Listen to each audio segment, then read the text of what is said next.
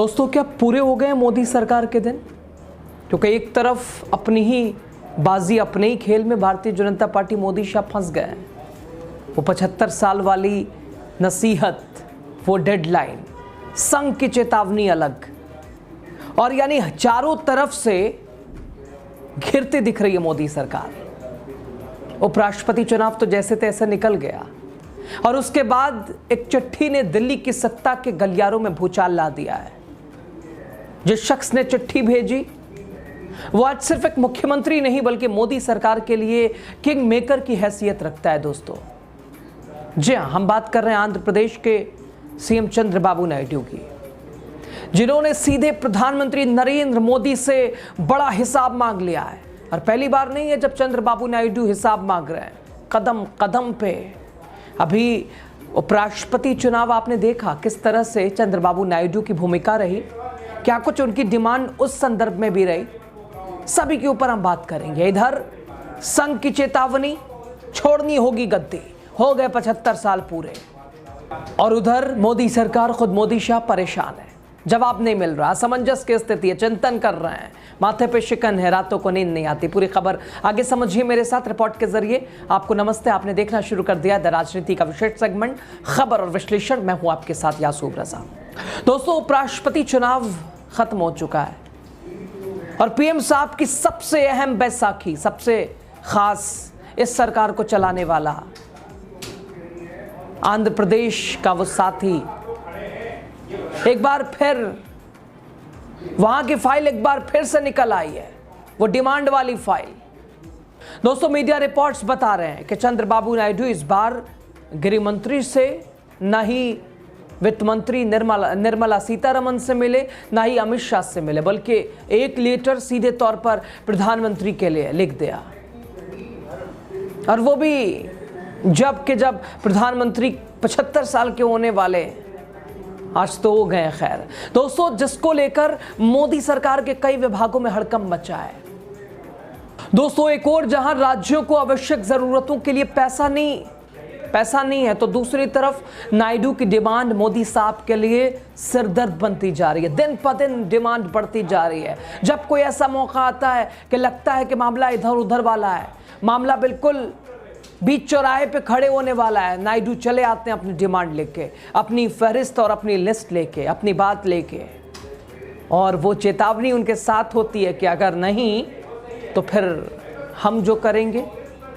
और उनके साथ उधर नीतीश जी भी हैं, और इसलिए इन दोनों को चला के, इन दोनों बैसाखियों को एक साथ चला पाना, और दूसरी तरफ कई मुसीबत है। इधर विपक्ष के सवाल, इधर विपक्ष के हुंकार, इधर विपक्ष की एकजुटता, एसआईआर के ऊपर लगातार सिरदर्दी, सुप्रीम कोर्ट की अलग टिप्पणी, चुनाव आयोग की अलग फजीहत। मोदी सरकार करे तो करे क्या?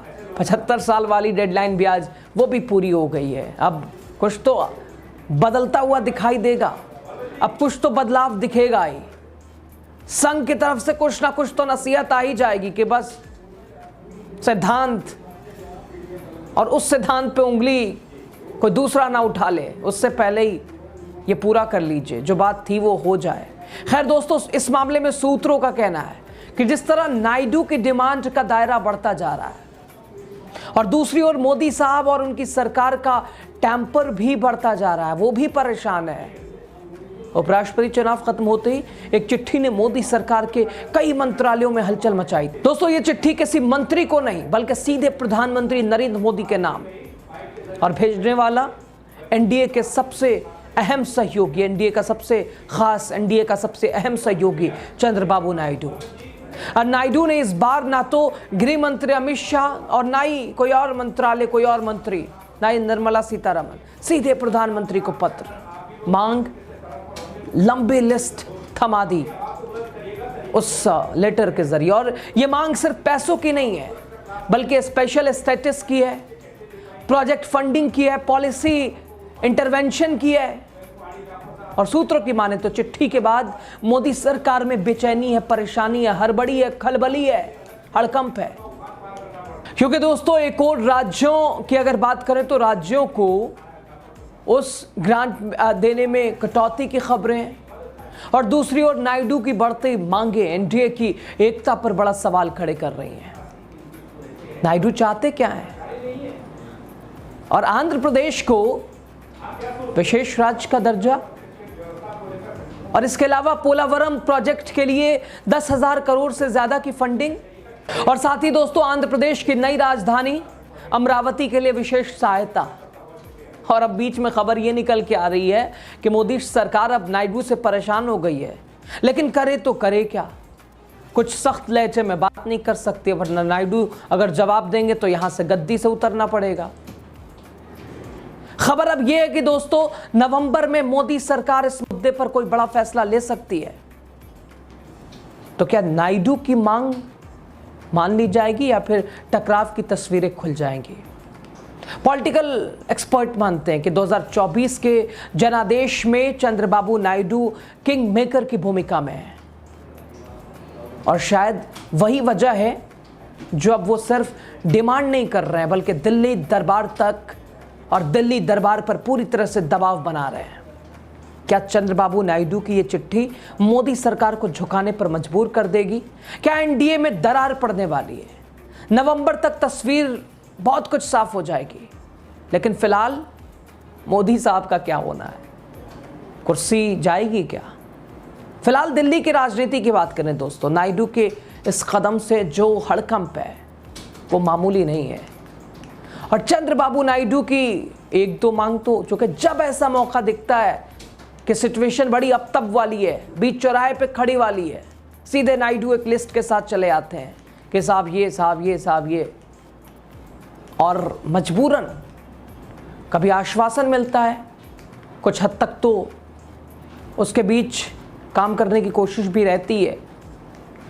चूंकि लगातार नायडू जो चाहते हैं कि आंध्र प्रदेश को विशेष राज्य का दर्जा, पोलावरम प्रोजेक्ट के लिए 10,000 करोड़ से ज्यादा की फंडिंग और साथ ही आंध्र प्रदेश की नई राजधानी अमरावती के लिए विशेष सहायता, ये सब चाहते हैं नायडू।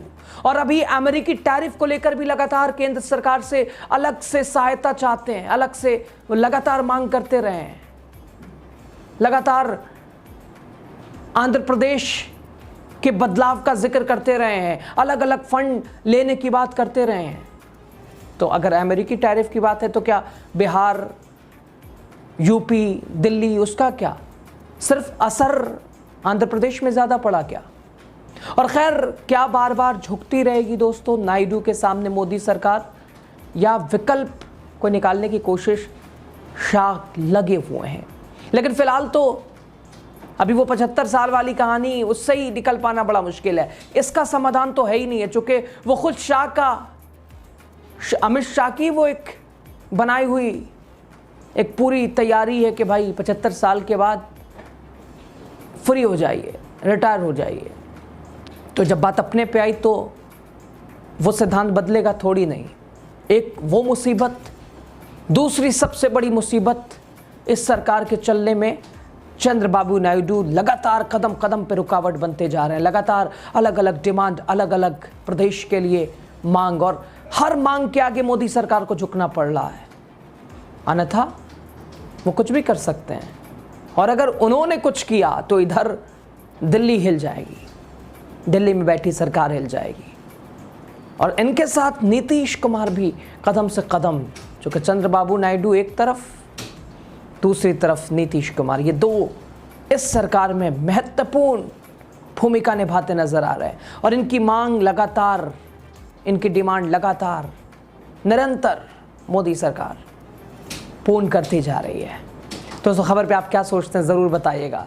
मोदी सरकार और ख़ुद प्रधानमंत्री का जन्मदिन 75 साल पूरा हो गया है, और इस बीच अलग अलग मुसीबतों के तहत, अलग अलग मुसीबतों के बीच मोदी शाह की जोड़ी फंसी है।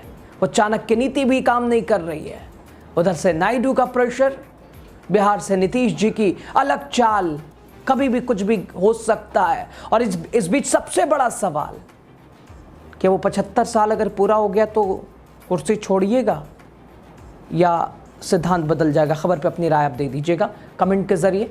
लास्ट तक आप बने रहे, आप सभी का बहुत शुक्रिया। वीडियो शेयर कीजिएगा, चैनल को सब्सक्राइब कीजिएगा, ज्वाइन कर सकते हैं। अगर आप ज्वाइन करते हैं तो आर्थिक तौर पे हमारी मदद होगी, जो कि आपकी आवाज़ मजबूती का एक उदाहरण बनेगा। बहुत शुक्रिया आप सभी का।